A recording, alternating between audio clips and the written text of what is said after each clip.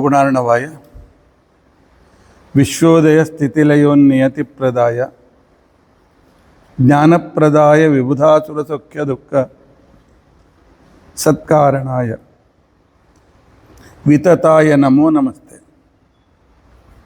अभ्रमं भंगरहितं अजडं विमलं सदा आनंदतीर्थमतुलं भजे तापत्रयापहम्। भवति यदनुभावादेडमूकोऽपि वाग्मी जडमतिरपि जन्तुर्जायते प्राज्ञमौलिः।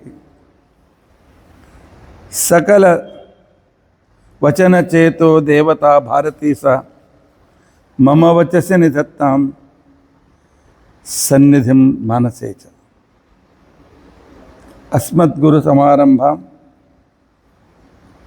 टीकाकृत्पादमध्यगां श्रीमदाचार्यपर्यन्तां वन्दे गुरुपरम्परां। विद्यायां विबुधाचार्यं वेदज्ञानाब्धिचन्दिरं दुर्मतध्वान्तमार्ताण्डं सत्यध्यानमुनिं भजे। पंचाशद्वर्षपर्यन्तं सततं रामपूजकः श्री सत्यप्रमोदगुरुराट् भासतां नो हृदम्बरे। बन्धुस्त्वं गुरुरिष्टदैवतमिति त्वत्पादपङ्केरुहं प्राप्तं नाम परिपालयेति सततं याचे निबद्धाञ्जलिः। चित्तं मद्गुणदोषचिन्तनविदौ नूनं मनां मा कृताः। श्री सत्यात्मगुरु त्वदङ्घ्रियुगलं हित्वा नमे सद्गतिः। यैरहं शुकवत् सम्यक् शिक्षितोऽस्मि कृपालुभिः तान् वन्दे धेनुपाचार्यान् तत्त्वज्ञानार्थसिद्धये। श्री गुरुभ्यो नमः। हरि ओम हरि ओम हरि ओम। स्वस्तिस्तु अखिल सन्मंगलानि सन्तु। श्लोकैकश्रवणपठनमात्रेण वक्तुश्च श्रोतॄणां निखिल कलिकृत कल्मषापनोदनपुटतरे धर्माद्यखिल पुरुषार्थसाधनीभूते अद्य संध्या विषय चिंतन प्रारंभे सति अर्घ्यप्रदान विषय चिंतनारंभ। कालच्या दिवशी आम्ही अघमर्षण अर्थात पाप पुरुष विसर्जन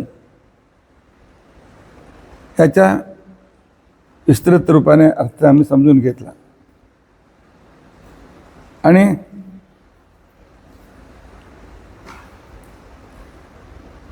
अर्घ्य प्रदान कसे काय करायचं। सर्व अर्घ्य तामणात दिला जातो सांगितलं होता की सर्व अर्घ्य तामणात दिला जातात आणि सूर्याचा अर्घ्य वरती फेकला जातो। त्याचा दुसरा एक नियम आहे, इथपर्यंत घेऊन परत सोडायचं, इथपर्यंत परत सोडायचं असं सुद्धा मी काल सांगितलं होतं। त्याच्याऐवजी तीनही वरतीच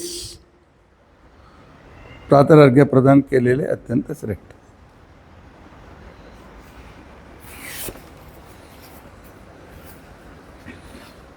प्रमाण असा आहे, कराभ्याम तोय व्यासस्मृती कराभ्याम तोयम आदाय गायत्र्याच अभिमंत्रितम आदित्याभिमुखस्तिष्ठन् त्रिर्ऊर्ध्वम अथ चोक्षिपेत। तिन्ही अर्घ्य वरती,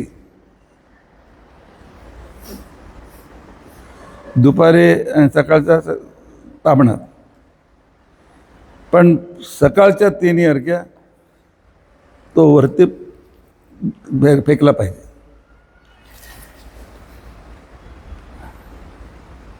प्रातर मध्यान्हयोस्तिष्ठन् सायं आसीन एवच. मध्यान्ह अर्घ्यप्रदान उभा राहूनच सोडला पाहिजे, पण तावणच सोडला पाहिजे. सायंकाळचा बसून अर्घ्य दिला पाहिजे. सकाळच्या उभा राहून बोटाच्या वरती उभा राहायला पाहिजे. फक्त असंच उभा राहायचं नाही, बोटाच्या वरती उभा राहून इतकं असं हात वरती करून असं पहिला अर्घ्य, दुसरा अर्घ्य, तिसरा अर्घ्य, तीनही अर्घ्य तो आकाशात सूर्याला दिला पाहिजे. आणि त्याच्या आधी पाण्यामध्ये शुद्ध दुसरा आचमनाचा पाणी घ्यायचं नाही, दुसऱ्या कार्याला वापरलेलं पाणी घ्यायचं नाही, आणि एक नवीन पात्रामधलाच पाणी घेतलं पाहिजे. आणि त्याच्यामध्ये या कनिष्ठिका उंगलीने पाण्यामध्ये त्रिकोण काढला पाहिजे. त्रिकोण लिहिला पाहिजे. वरती ओम असा लिहिला पाहिजे पाणीमध्ये, बाजूला भुवा लिहिला पाहिजे, खाली भुवा लिहिला पाहिजे, या बाजू स्वाहा. ओम मध्ये ह्रीम वम हे अक्षर लिहिला पाहिजे. त्याचं चित्र असं आहे.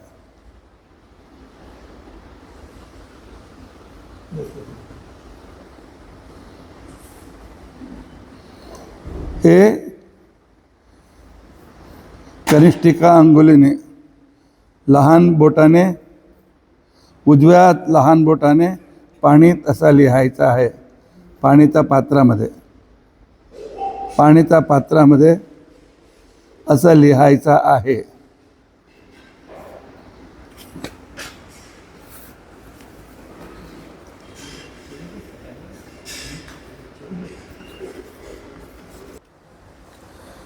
मंत्र ओम भूर्भुवः स्वः तत्सवितुर्वरेण्यं भर्गो देवस्य धीमहि धियो यो न प्रचोदयात्. त्याच्यामध्ये ओम अक्षर जो आहे तो अव अक्षराने, अव धातूने उत्पन्न झालेला आहे. काल त्याचे मी अनेक अर्थ तुम्हाला सांगितला.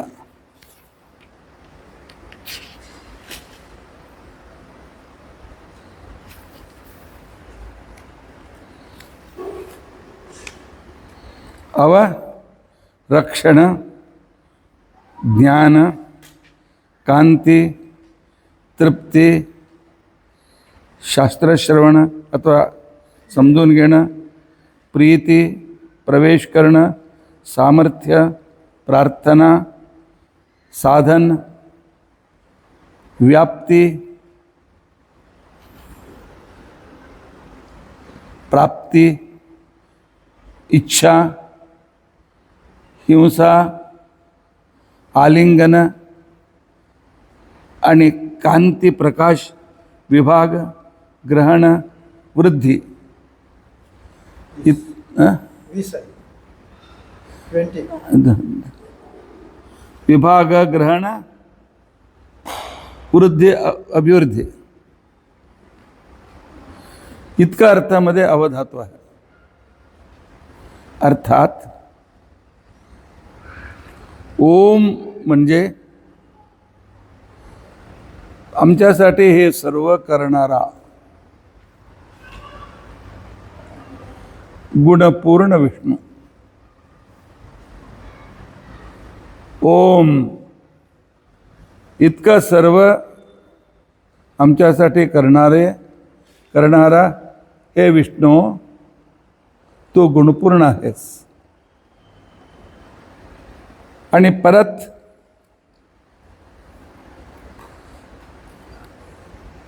ओंकारमध्ये किती अक्षर आहेत? अकार, उकार, मकार. आणि परमात्मा परत कसा आहे? अविनाशी आहे. उ सर्वोत्तम आहे. म शास्त्रगम्य आहे. अविनाशी, उ सर्वोत्तम, म शास्त्रगम्य आहे.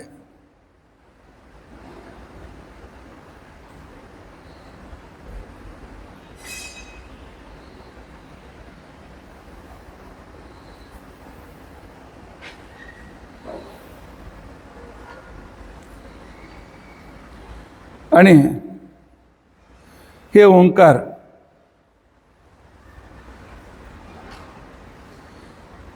ब्रह्माचा अर्थात हयग्री रूपी परमात्म्याच्या तोंडातून निघालेला आहे, अभिव्यक्त झालेला आहे. भूः भुवः सुवः, भूर्भुवः सुवः. भूः म्हणजे सर्वश्रेष्ठ, भुवः म्हणजे प्रकाशक, ज्ञानरूप.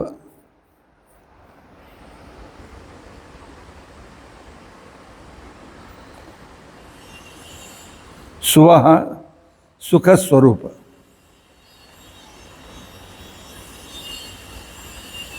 सुखस्वरूप.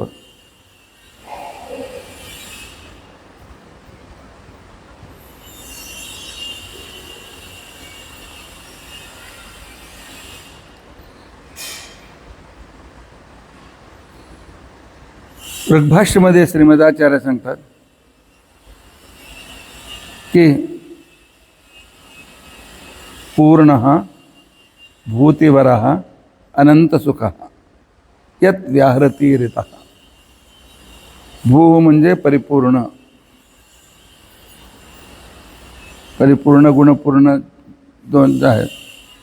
भुवः म्हणजे श्रेष्ठ सुखाने संपत्तीने युक्त, नाही, श्रेष्ठ संपत्ती आणि कांतीने युक्त.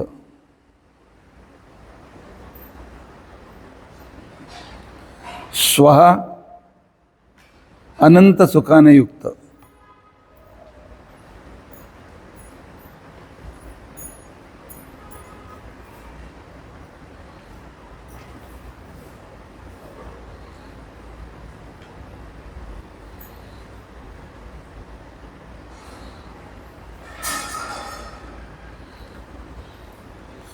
भूशब्दाचा वराहरूपी भगवंताचे स्मरण केला पाहिजे. ओम परिपूर्ण भगवान विष्णू, भूः म्हणजे वराहरूपी परमात्मा.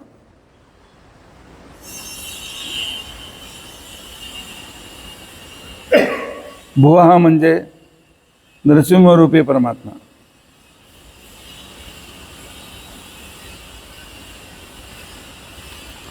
स्वः म्हणजे कपिलरूपी परमात्मा. छांदोग्य भाषणामध्ये ते लिहितात, वराह सिंह कपिलाः तेषां भूरादिनामकाः. वराह सिंह कपिला, वराह नरसिंह कपिलरूपी परमात्मा.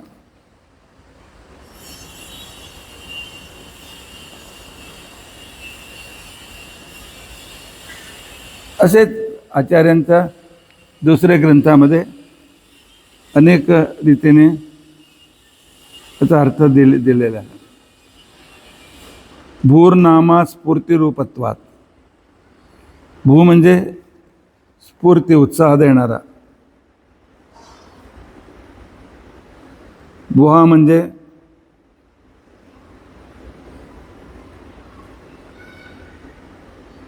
पराक्रमयुक्त. स्वहा म्हणजे सुख आणि बलरूपाने युक्त.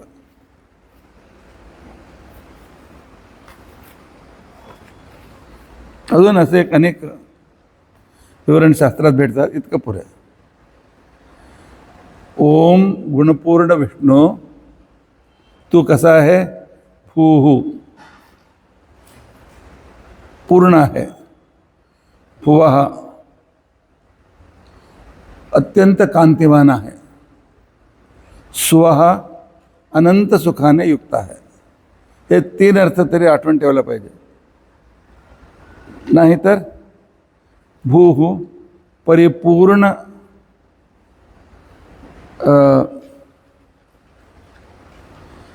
परिपूर्ण वराहस्वामी. भुवः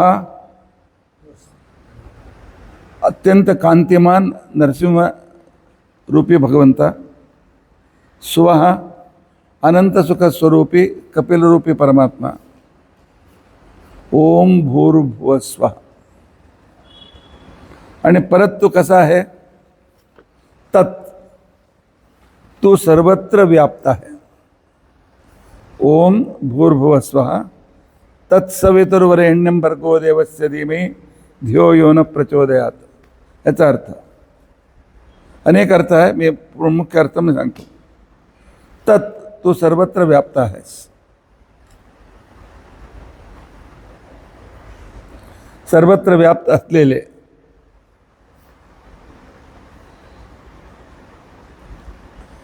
आणि तू परत कसा आहे? सविता, सृष्टिकर्ता आहेस.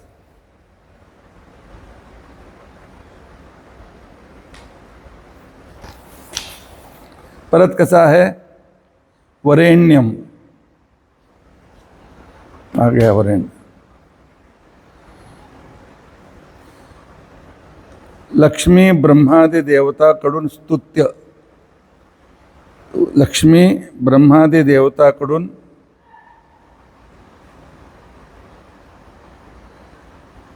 वर्णित स्तुती केलेल्या. वरैहि ईड्यम, वरेण्यम असं रूप होतं. वरैहि म्हणजे श्रेष्ठ. ब्रह्मा लक्ष्मी, लक्ष्मी ब्रह्मादि देवतांच्याकडून ईड्य स्तुती करून घेतलेल्या. तर ते तुझी स्तुती करतात. परत तो कसा आहे? देवः. भर्गो देवस्य, देवस्य देवस्य सुलभतेने खेळत खेळत सृष्टी आदी असंख्य काम करणारा, सृष्टी आदी असंख्य कृती करणारा.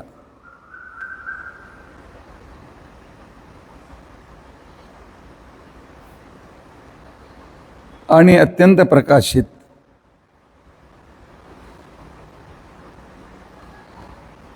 आणि आमची इच्छा पूर्ण करणारा.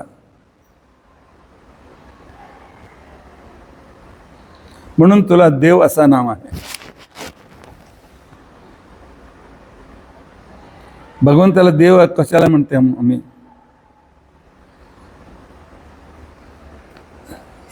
देव या कारणाने तो आहे की अत्यंत प्रकाशमान आहे. दिव प्रकाशने, द्यो प्रकाशने. आणि परत कसा आहे? दानात्वा देव. आमची सर्व इच्छा पूर्ण करणारा देव आहे. आणि सृष्टी आदी सर्व खेळत खेळत करणारा. संस्कृतमध्ये दिव धातूच्या 3 अर्थ आहेत. दिव क्रीडायाम प्रकाश कांतौ तथा दाने इथे देव. ह्या तिन्हीमध्ये कोणताही एक काम करणारा त्याला आम्ही देवता असे म्हणतो. तुम्ही देव देव म्हणता, देवाचा अर्थ काय? देव कुठे आहे? जगात जे काय प्रकाशमान आहेत ते सर्व देवता आहेत.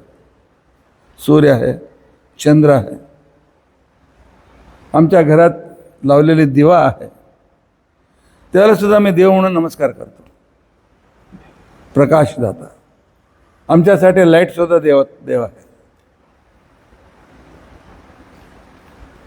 दुसरा, सृष्टी आदी सर्व करणारा आमच्यासाठी, त्याच्यासाठी काय त्याला काय आवश्यकता नाही आहे. आमच्यासाठी सृष्टी करणारा, आणि ते सुद्धा खेळत खेळत. आणि देव म्हणजे दानात्मा, जो आम्हाला उपकार करतो तो देवता. म्हणून आम्ही मातृदेवो भव, पितृदेवो भव, आचार्य देवो भव, अतिथी देवो भव कशाला म्हणतो? हे लोक आम्हाला देतात, आमच्यावर उपकार करतात, म्हणून देव. देव म्हणजे एकच व्यक्ती ते नाही, हे सर्वत्र. दुसऱ्यांच्यामध्ये एक एक दोन दोन गुण आहेत, विष्णू सर्व आहेत. प्रकाशवान, सृष्ट्यादी सकल, अत्यंत परिश्रम खेळत खेळत करणारा आणि देणारा. काही लोकांमध्ये तेज आहे, काही लोकांमध्ये आम्हाला देणारे आहेत. नवग्रहाची पूजा करतो, आम्हाला देतात म्हणून, आमचे दुःख दूर करतात, काही तर देतात म्हणून, म्हणून ते देवता आहेत. गणपती विद्या देतो म्हणून तो देव. सरस्वती विद्या देते म्हणून देवता. आई वडील जन्म देतात म्हणून देवता. भाऊ आमचा संरक्षण करतो म्हणून तो देवता. पतिदेव, पती कमावून आमचा संरक्षण करतो आणि संतान देतो, संतानासाठी वीर्य देतो म्हणून पतिदेव.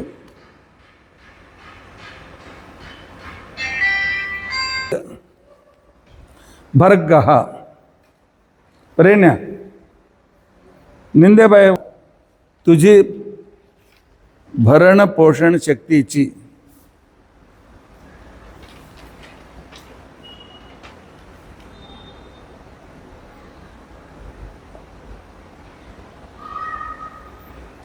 धीमहि आम्ही उपासना करतो, आता ध्यान करतो.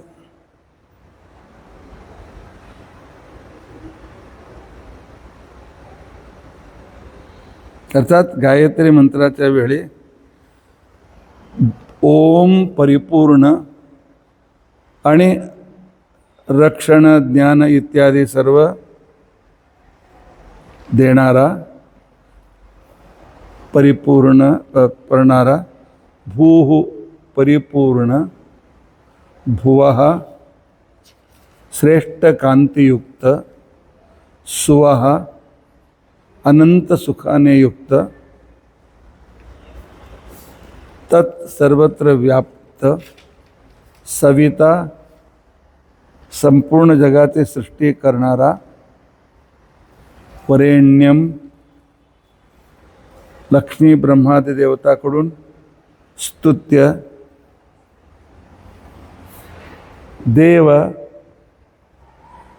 अर्थात कांतिमान आणि सृष्ट्यादी सर्व क्रिया खेळत खेळत करणारा आणि देव प्रकाशमान, आमची इच्छा पूर्ण करणारा, तुझी भर्गः जगाचा भरण पोषण करण्याची, तुझी शक्तीची, तर करणारे तुझी. धीमहि ध्यान करतो किंवा उपासना करतो. तू आम्हाला काय दे? नाहा धियः आमची बुद्धी, आमची बुद्धीला, त्याच्याकडे मन सुद्धा आला. नहा आमची धिया बुद्धीला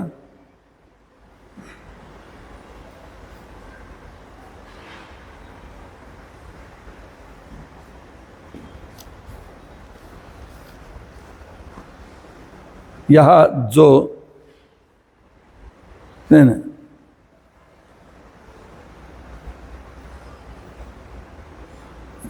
यहा जो व्यक्ती नहा आमची बुद्धीना आणि मनाला प्रचोदयात चांगल्या मार्गात प्रेरित करोत.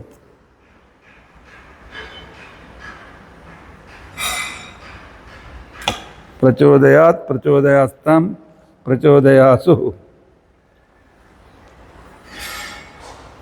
अर्थात आमची बुद्धीला चांगल्या मार्गात प्रेरण कर. तुम्ही काय विचार केला पाहिजे? वयस्कर झालो आहोत, संसारातल्या मन काढून तुझ्या मार्गात येण्याच्यासाठी आम्हाला तू चांगली बुद्धी दे.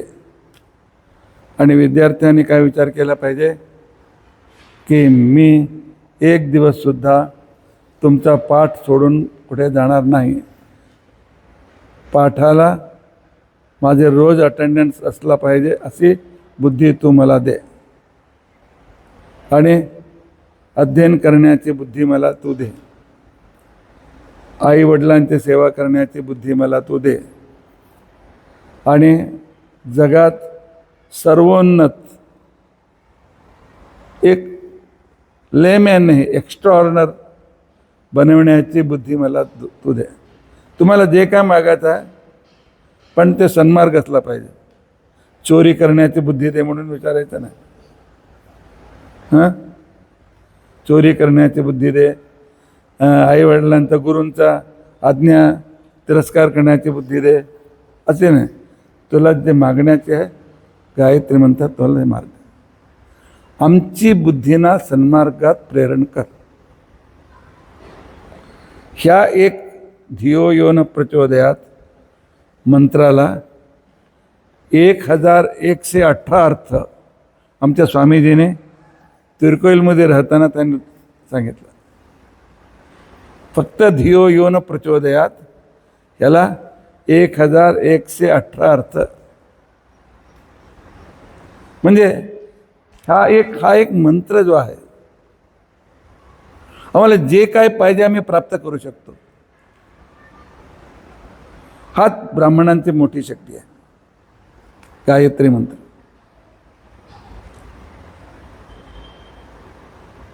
अर्थात ह्या मंत्रात काय आहे, देव कसे आहेत आणि त्याची कोणती शक्तीला भरण पोषण सामर्थ्य.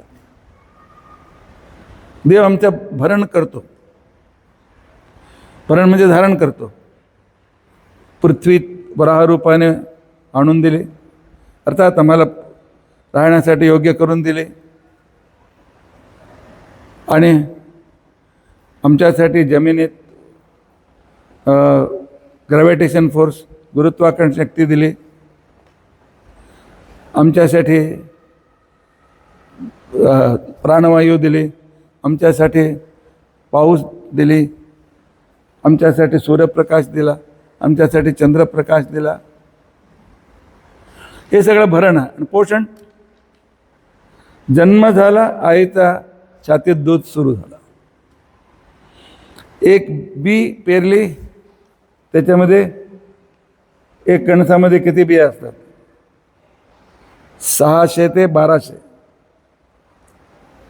धान्य असतात, म्हणजे चांगले वाढलेले कणसमध्ये. एकाच बियाला इतकं धान्य वापस देतो. एकाला एकच देत असले तर आम्ही जिवंत राहू शकत होतो का? एक आंब्याच्या बियाने वर्षानुवर्ष हजारो फळ तो देतो, वापस करतो मला. यालाच पोषण शक्ती असे म्हणतात. इतकं असून सुद्धा त्रैवर्णिक ज्यांना गायत्री मंत्राचा अधिकार आहे, आम्हाला कोणी विचारणार नाही, आमच्याकडून होत नाही, आमच्याकडून ते होत नाही, आमच्याकडून हे होत नाही, हे रडत बसणारा व्यक्ती गायत्री मंत्र करत नाही. गायत्री मंत्रात आहे, धिया नहा प्रचोदयात. मला आज पाकिस्तानावरती जय संप्रादन करायचं आहे, ती बुद्धी मला दे. आज मला IAS ऑफिसर व्हायचं आहे, ती बुद्धी मला दे. भगवंताला मनःपूर्वक प्रार्थना. पण ओम भूर्भुवस्सुवः तत्सवितुर्वरेण्यं देवस्य धीमहि धियो यो नः प्रचोदयात. अर्घ्य देताना आज काय खाऊ, आज कोणासाठी बोलू, आता केव्हा मोबाईल बघू, हे विचार असतात. हे अर्थ आमच्या डोळ्याच्या पुढे नसतो. ही अत्यंत श्रेष्ठ प्रार्थना आहे भगवंताच्याकडे. आणि भगवंत कसे आहे, प्रत्येक अर्घ्याच्या वेळी चिंतन करायला वेळ नाही आम्हाला, प्रत्येक जपामध्ये चिंतन करण्याला वेळ नाही. सुरुवातीला एकदा तरी ह्या सर्व अर्थांचे अनुसंधान करून असे भगवंताची उपासना मी करतो. पण नंतर गायत्री जप 10, 108, नाहीतर एक 10 झाला की हा अर्थचिंतन केला पाहिजे, एक 100 झाला की अर्थचिंतन केलं पाहिजे, एक 500 झाला की अर्थचिंतन केलं पाहिजे. अर्थचिंतन केल्याविना केलेला गायत्री मंत्र आम्हाला पूर्ण फल देणार नाही. इतकंच आहे. त्यावेळी आम्ही देवाची प्रार्थना केली.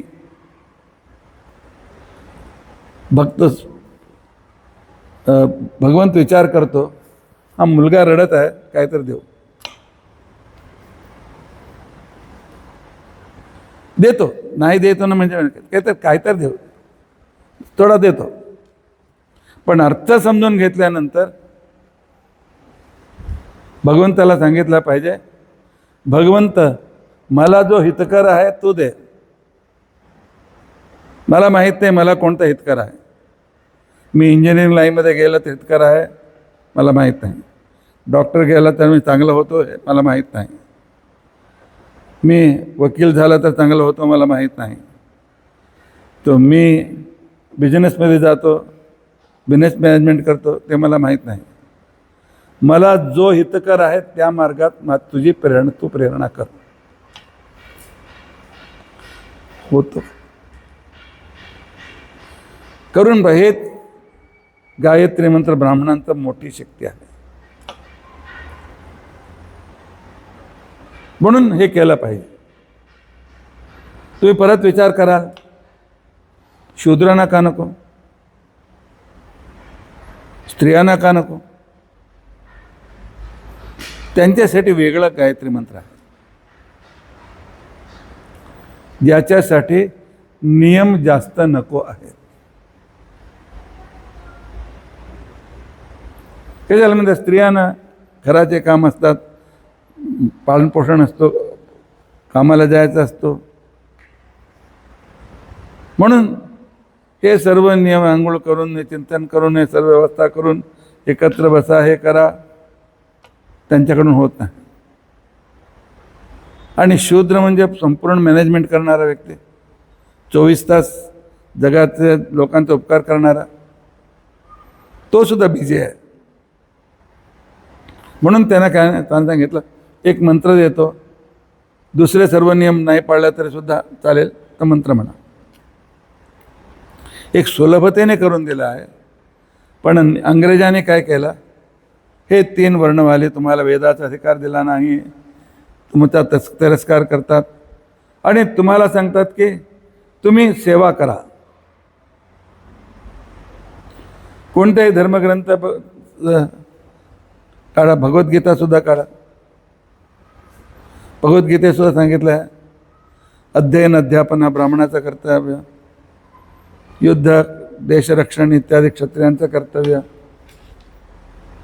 आणि कृषी आणि कुसीदम तुर्यमुच्यते ते तुला तुमचं कर्तव्य, सेवा क्षत्रियाचं कर्तव्य. सेवाचा अर्थ लोकांनी काय समजला की ह्यांचे पाय धुवायचा, ह्यांच्या घराची भांडी धुवायची, ह्यांच्या घरात येऊन आंबेडकरांनी सुद्धा ते चुकीचा अर्थ लावला. सेवा म्हणजे ह्या लोकांना सर्व अनुकूलता करून देणं. अनुकूलता करून देतो तो शूद्र आहे. किती मोठं काम त्याला आहे. ब्राह्मणांना होम हवन करायचं आहे, त्याच्यासाठी यज्ञशाला बांधून देणं, अर्थात सिव्हिल इंजिनिअरिंग हा शूद्राचा कर्तव्य आहे. कमीच आहे का? क्षत्रियांना अस्त्रशस्त्र बनवून देणं म्हणजे ऑर्डिनन्स फॅक्टरी, आणि ते सुद्धा हे सर्व जे काय मेकॅनिक इंजिनिअरिंग आहे तो शूद्रांचं कर्तव्य आहे. आणि व्यापाराला वाहन तयार करून देणं, मोबाईल इंजिनिअरिंग हा शूद्राचं कर्तव्य आहे. कमीचं काम आहे का? आता सर्व इंजिनिअरमध्ये लाईनच जातात ना. यांना औषध देणं इत्यादी अनुकूलता करणं म्हणजे ज्यांच्यामुळे हे वरचे 3 वर्ण आपलं काम करू शकतात तसं बेस तयार करून देणं, अनुकूलता करून देणं हा शूद्राचं कर्तव्य. शूद्र कुठे तिरस्कृत झाला? शूद्राला कुठे आम्ही तिरस्काराच्या दृष्टीने बघितलेलं आहे? मोदी सांगतात मी तुमचा सेवक आहे, प्रधान सेवक आहे. प्रधानमंत्री म्हणजे प्रधान सेवक. हा काय लहान आहे का? पण सर्वांनी जितका कम्युनिस्ट लेखक होते, किती आधुनिक लेखक होते, त्या सर्वांना सेवा शब्दाचा अर्थ झालाच नाही. म्हणून सांगतात त्या शूद्रांना हे तिरस्कार करतात, शूद्रांना हे वेगळे ठेवतात, एक्सप्लॉइट करतात. हे सर्व चुकीचं. शूद्रांनी फक्त शूद्रांना नाही, बायकोला सुद्धा गायत्री मंत्र नको म्हटलं. बायको म्हणजे काय तितकं नीच आहे का? नाही. ते गर्भधारण करते, महिन्यात 4 दिवस बसते आणि दुसरं काम करीत असते. ह्याला हे नियमावरती ती संध्या पूजा करत बसलं तर घराचे काम कोण करणार? म्हणून त्यानं सांगितलं मला एक मंत्र देतो, तुम्ही थोडंसं एक आचमन करून आंघोळ करून केलं तर पाहिजे, दुसरा नियम काय नको. शास्त्र कोणत्याही व्यक्तीला, कोणत्याही जातीला, कोणत्याही वर्णाला ते नीच, तिरस्कृत, ते एक्सप्लॉयटेशन योग्य असे कुठेही शास्त्र सांगत नाही.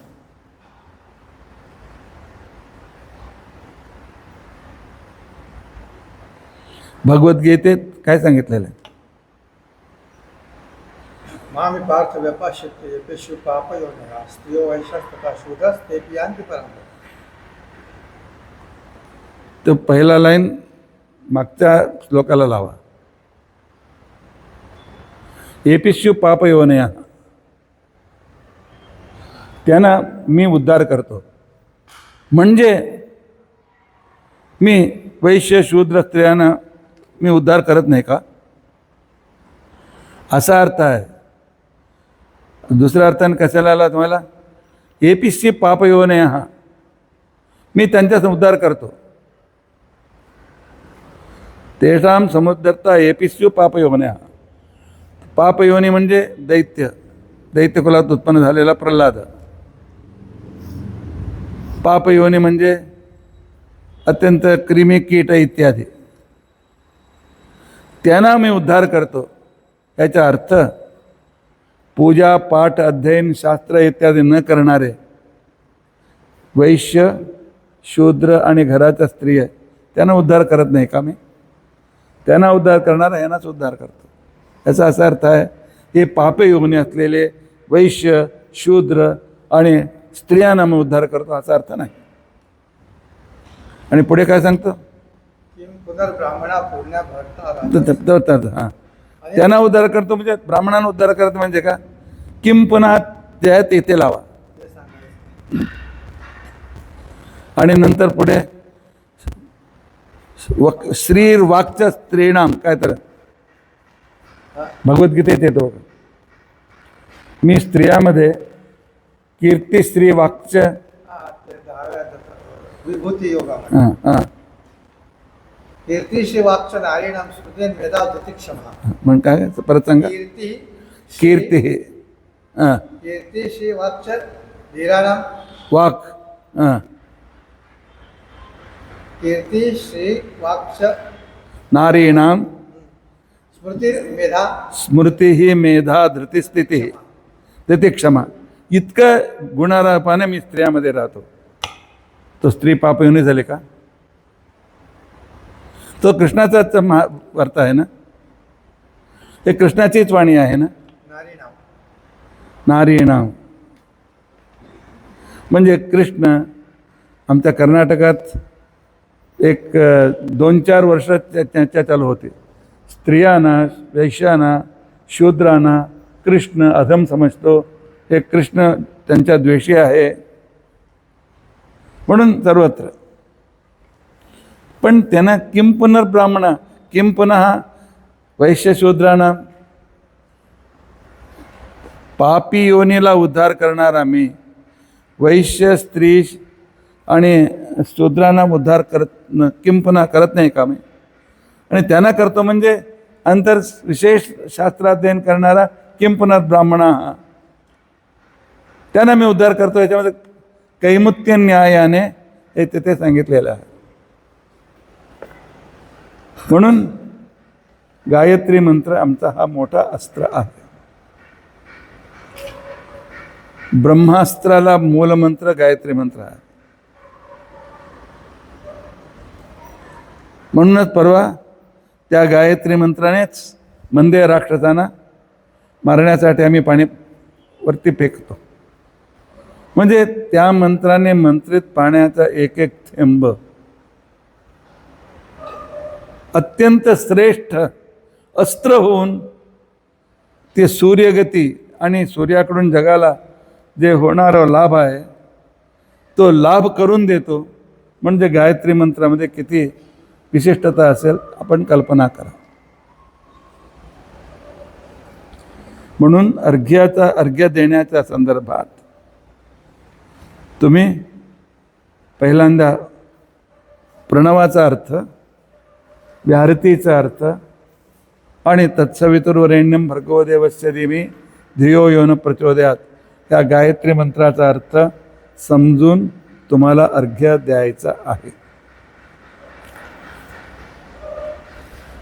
नाहीतर ती संध्या मेकॅनिक होऊन जाते, अर्थदायक होत नाही. ह्याला म्हणतात अर्घ्यप्रदान. अर्घ्यप्रदान झाल्यानंतर अर्थात अर्घ्यप्रदान हे सर्व करणारा देव नहा धिया प्रचोदयात आमची बुद्धीला कुठे प्रचोदन करोत? ह्या मंदेह राक्षसांना मारण्यासाठी. आमची प्रार्थना हा मंदेह नावाचा राक्षसांना मारण्यासाठी तू प्रेरित कर. अर्थात रोज योग्य वेळी मी संध्या करू. मंदेह राक्षस मेल्यानंतर पुढे सूर्य सरकल्यानंतर तू दिलेले अर्घ्याचा अर्थ काय आहे? आहे का अर्थ? नाही ना. हां, काय उपयोग? गाडी पुढे गेल्यानंतर आता मी टायर ठीक करतो म्हणजे अर्थ म्हणजे काय? कोणी दुसऱ्यांनी केलं तो गेला, गाडी तुझं काम राहिलं.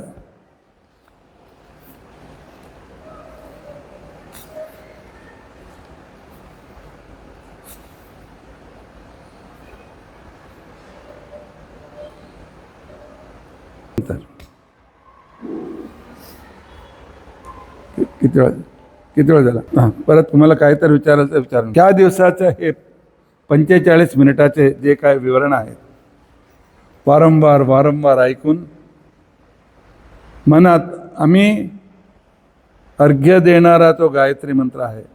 नंतर ज्या गायत्री मंत्रांचा जप आम्ही करणार आहोत त्याचे प्रणव, व्याहृती आणि गायत्री मंत्राचा अर्थाचा मनन करून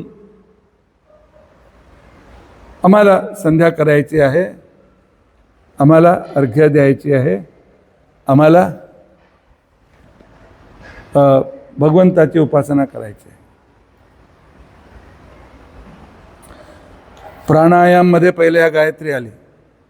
ओम भूर्भुवः ओम भुवः ओम स्वहा ओम महा ओम जनाः ओम तपा ओम सत्यम ओम तत्सवितुर्वरेण्यम भर्गो देवस्य धीमहि धियो यो न प्रचोदयात. तिथे हा मंत्र आला. तिकडे 7 वेळा ओंकार, सप्त प्रणवपूर्वक तो गायत्री मंत्र. अर्घ्यप्रदानाच्या वेळीसुद्धा ओम भूर्भुवः स्वहा तत्सवितुर्वरेण्यम भर्गो देवस्य धीमहि धियो यो न प्रचोदयात हे मंत्र आला. परत जपाचा वेळी हाच मंत्र. ठीक आहे, आम्ही ज्या देवाची उपासना करीत आहोत, जो ओम परिपूर्ण आहे, अवगती इत्यादी सर्व देणारा आहे, भू अत्यंत अनंत गुणाने पूर्ण आहे आणि अनंत कांतिमान आहे भुवा, अनंत सुखाने युक्त आहे सुवह, असे तत् सर्वत्र व्याप्त सवितुः सृष्टी स्थिती लय नियमन ज्ञान अज्ञान बंध मोक्ष हे सर्व करणारा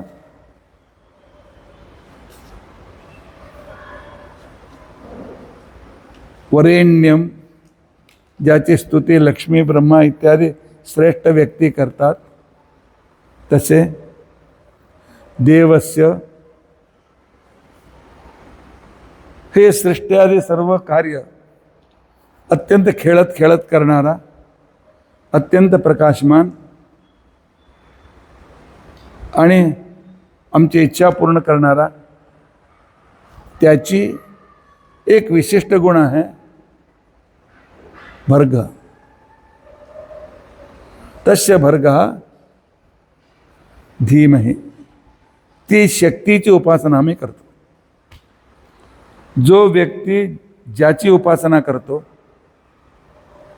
ती व्यक्ती ती शक्ती प्राप्त करतो.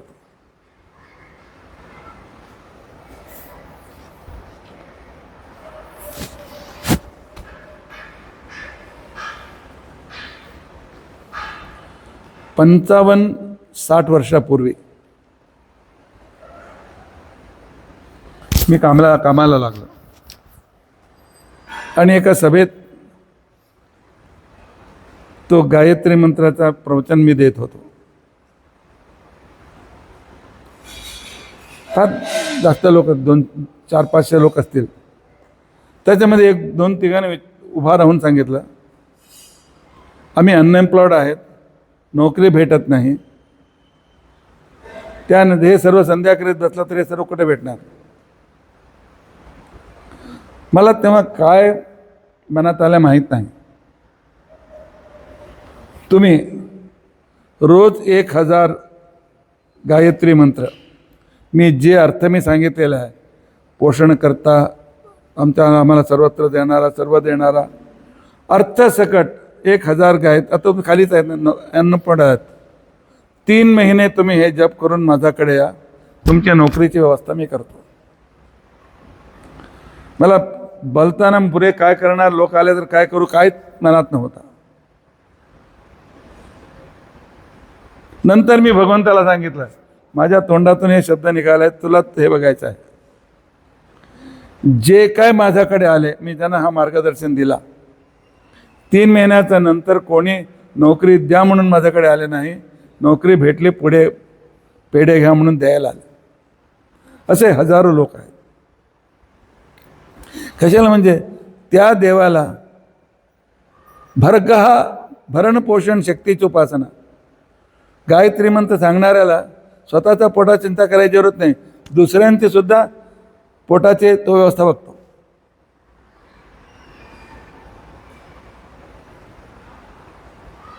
मला भेटणारे 15-20 हजार पेन्शन त्या सुरुवातीला, त्याच्यावर मी भरोसा ठेवून विद्यापीठ काढला. किती विद्यार्थी मी त्यांना जेवण देऊ. 23 वर्ष झाले, केव्हाही मला कमी पडलेलं नाही. फक्त हे गायत्री मंत्र.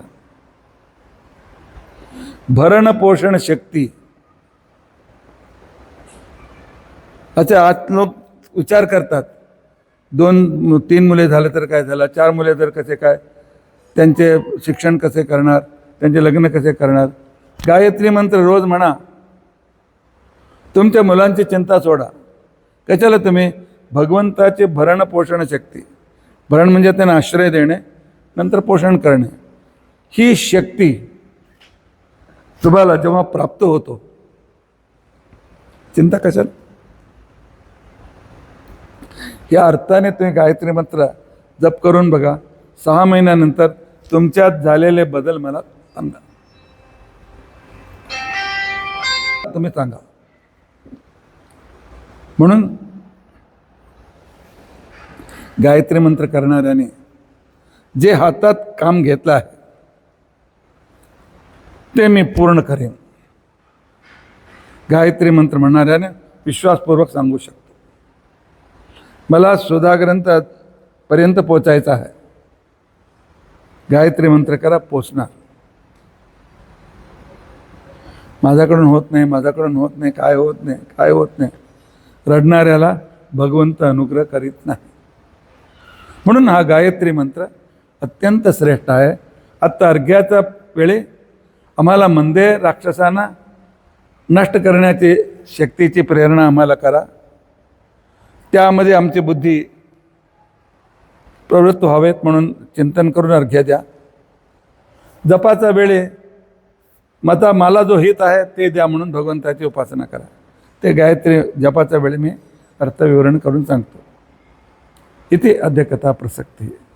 उद्या आम्ही जप करण्याचा अधिक आसन कसा आणि त्यानंतर गायत्री मंत्र प्रतिपाद्य देवाची उपासना ध्यान कशी केली पाहिजे आणि डोळ्याच्या पुढे कोणतं चित्र ठेवला पाहिजे, कोणत्या भगवंताला ठेवून त्याची प्रार्थना केली पाहिजे.